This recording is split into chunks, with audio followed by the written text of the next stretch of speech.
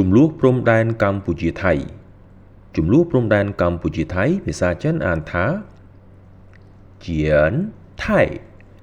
边境争议检泰边境争议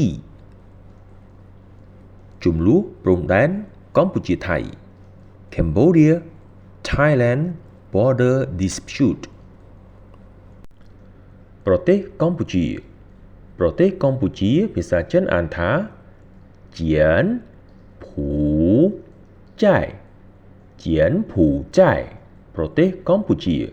Cambodia ប្រទេសថៃភាសាចិនអានថា泰国